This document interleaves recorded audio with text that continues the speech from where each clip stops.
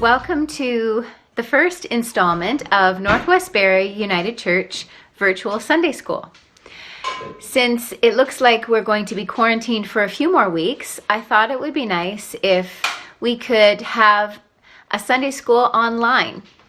It's been a number of weeks since we've been together as a Sunday school at church, and I don't know about you, but I'm missing everybody. So I thought it would be a great chance for us to interact and come together in a different way, just like the church service goes on each Sunday online.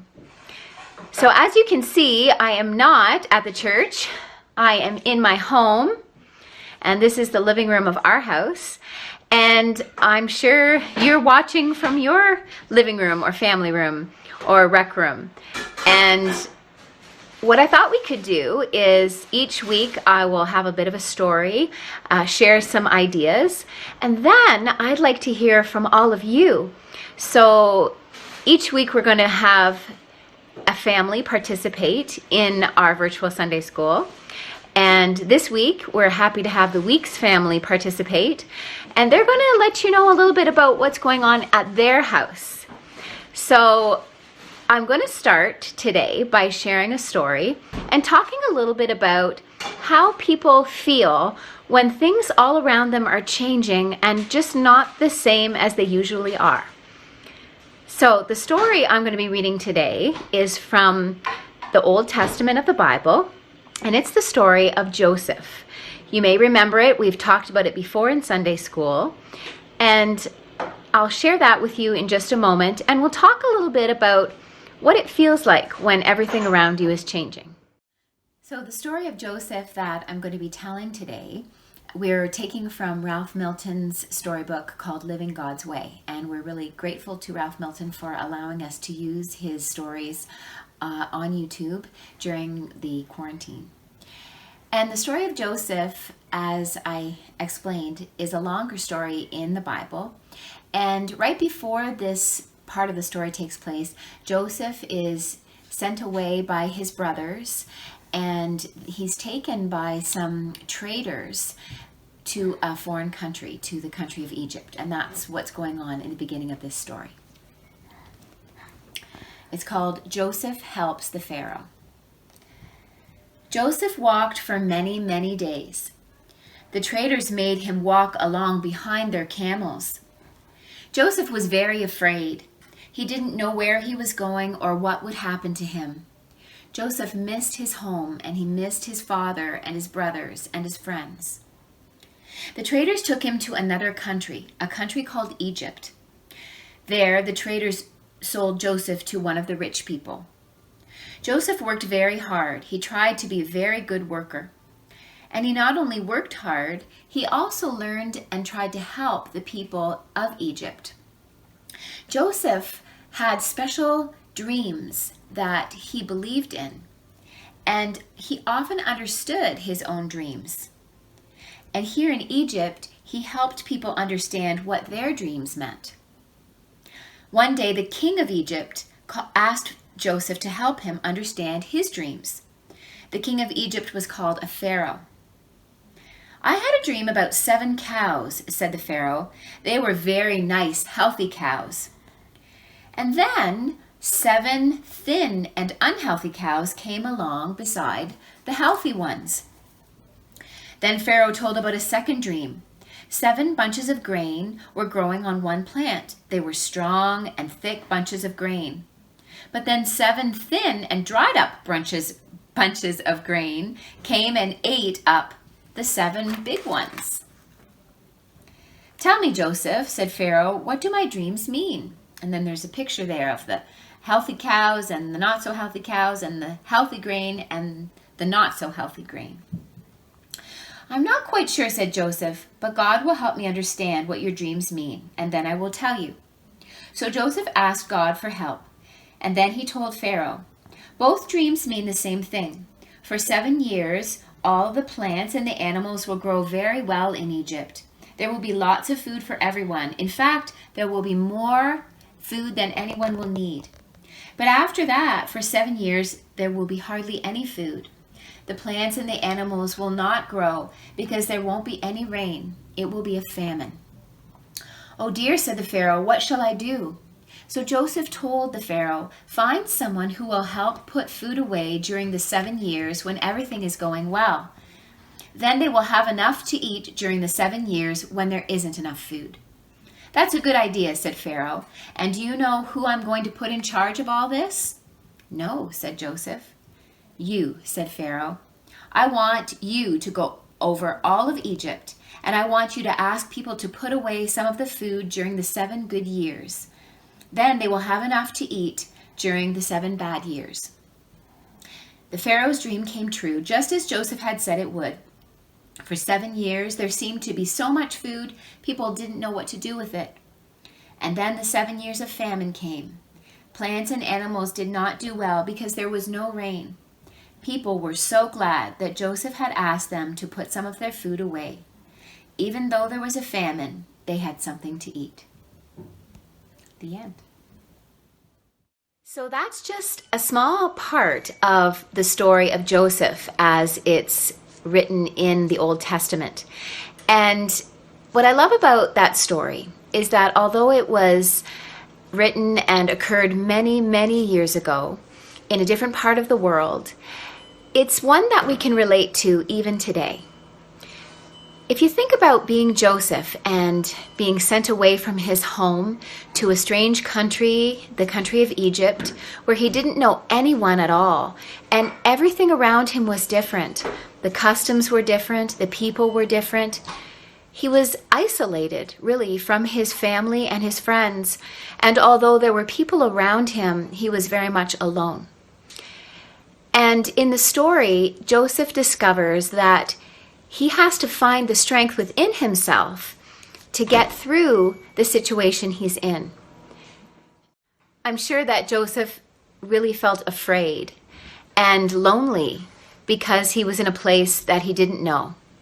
And he wondered what was going to happen because he didn't know what his future would hold. What I love about the story is that Joseph was very honest about who he was to the people around him, and in the end, they looked to him for guidance, and he trusted his dreams to know that he could help other people. And he also had faith in God, knowing that God would be with him no matter where he went or no matter what happened. He really didn't need to be afraid. And as a result, the king, the Pharaoh of Egypt, saw this confidence in Joseph and trusted him. And an amazing thing happened because the people of Egypt benefited from that confidence that Joseph had in himself and in God, and in that faith to know that things would be okay if he trusted in his dreams. And the story has an even happier ending because eventually Joseph is reunited with his family and he gets to see them again. Well, I think this story teaches us that we have inside of us what it takes to get through even the hardest of times. And for us, it helps to know that we have loved ones that are around us too and can help us through. When we're feeling sad or afraid or worried, it's good to know that we can trust our dreams, trust our hearts, trust God to be with us, and trust those around us that we love. You may be finding right now that with all the changes that have occurred because of the quarantine and because of the fact that we can't do the things we normally do, like go to school and play with our friends and get together with our larger families, that you might be sometimes feeling sad or angry or frustrated and just missing everybody and missing the way life used to be. Well, I think it's important for us to find ways that we can get through those difficult times and find the positive inside of us and turn to God and turn to our families to help us through. So I'm going to give you a little fun challenge this week. And this challenge might be easier to do with your family. So you could get together and sit together and talk about these 2 questions I'm going to ask you.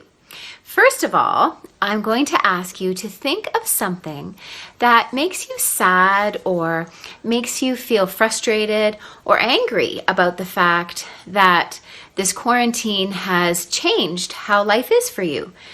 Similar to maybe how Joseph felt when everything around him changed. So, first of all, to name something that you don't like about the quarantine. And maybe you can think of more than one thing. Maybe you can think of a few things. And then secondly, I want you to think and talk together with your family about some of the things that you actually have enjoyed or actually have learned from this quarantine time. Maybe it's something that you never expected you would like to do, or something that you appreciate more because of it. And share those things with your family together.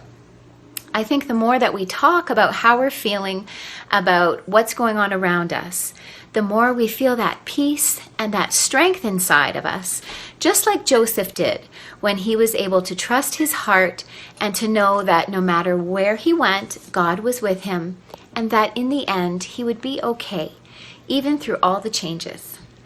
So I hope you enjoy that activity at home. And now we're going to have the second part of our virtual Sunday school, and that is an opportunity to see what other people are doing with their quarantine time and see what goes on in other people's homes. And maybe you'll get some ideas when you see what others are doing, and it'll just be a chance for all of us to connect and feel like soon we'll be together again when this is all over. So that leads me to introduce to you the Weeks family, who will answer the question, what is going on at our house?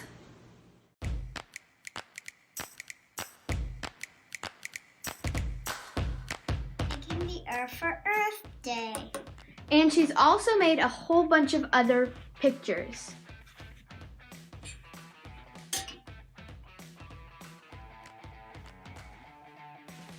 For my dad's birthday, I'm making him shaving cream.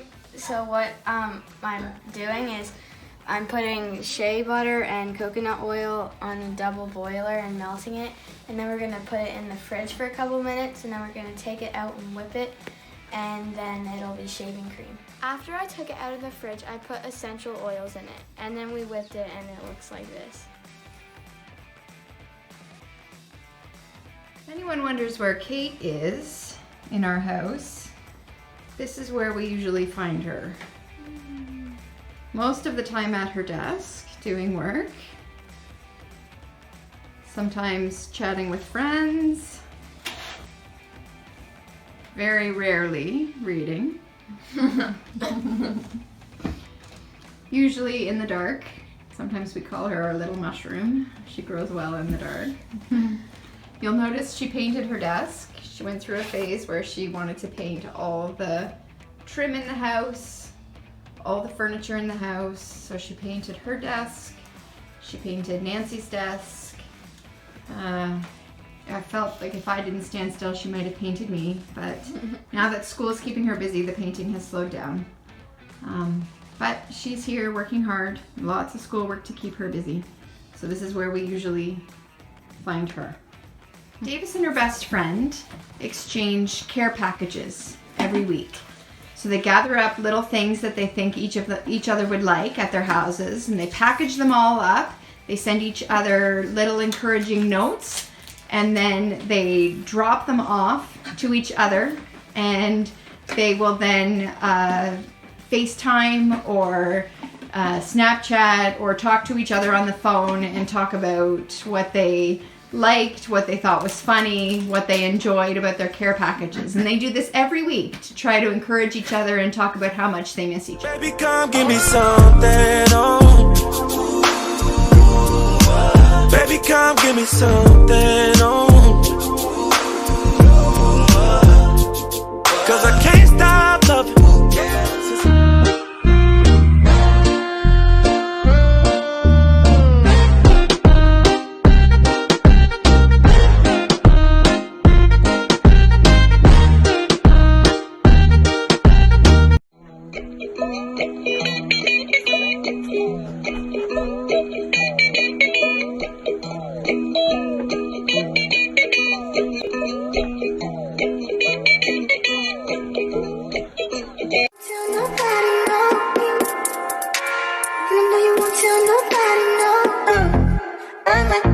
It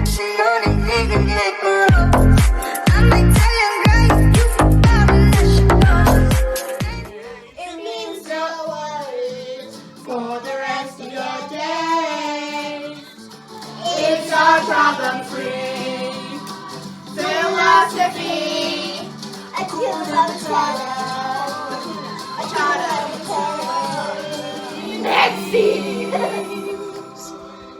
So many things. To make her see the truth about the past. Impossible. She turned away from me. That's so wrong. Fabulous blue, ew, fabulous A couple of weeks ago, we started to plant these seeds.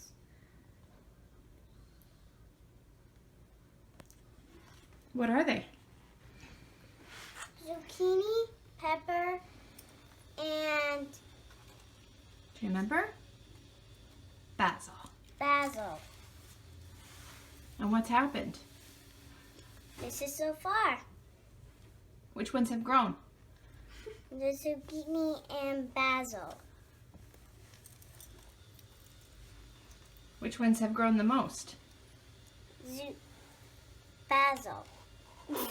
Zucchini. Zucchini. And where will they go once they get bigger and once it gets warmer? In our backyard. In our garden. That's right.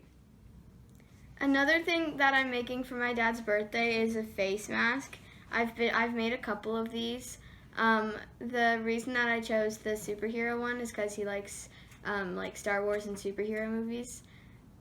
Yeah. I made a stepping stone for Daddy's birthday. Awesome. Thank you, Nancy. Even has little pieces of glitter on it. Right on. That is beautiful. Fire's burning.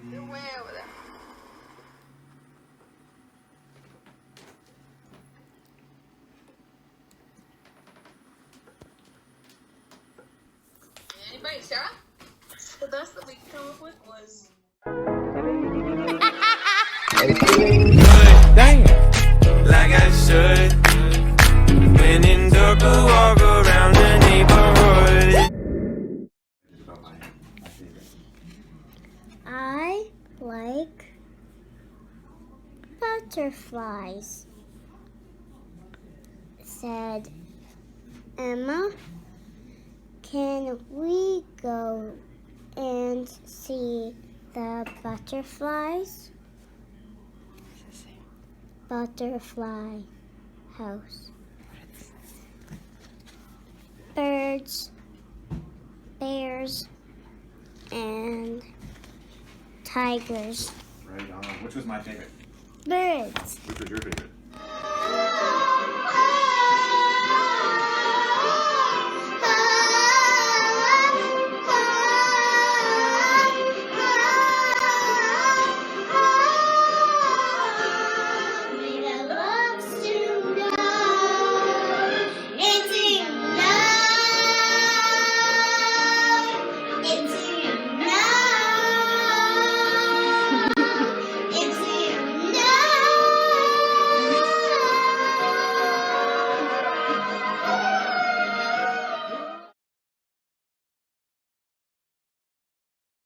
Well, thank you to the Weeks family for filming that this week, and we are really excited to see what other people come up with as we have more installments of what's going on at our house. And if you'd like to do that for us and film something, then please tell your parents to let me know, and we'll have you on when we can in the next few weeks. So I want to say goodbye to everybody and thank you for joining this edition of Virtual Sunday School. And I hope everybody's doing well, and I hope that you enjoy this time together. As much as it's difficult, that you find some good that comes from it. Bye-bye, everyone.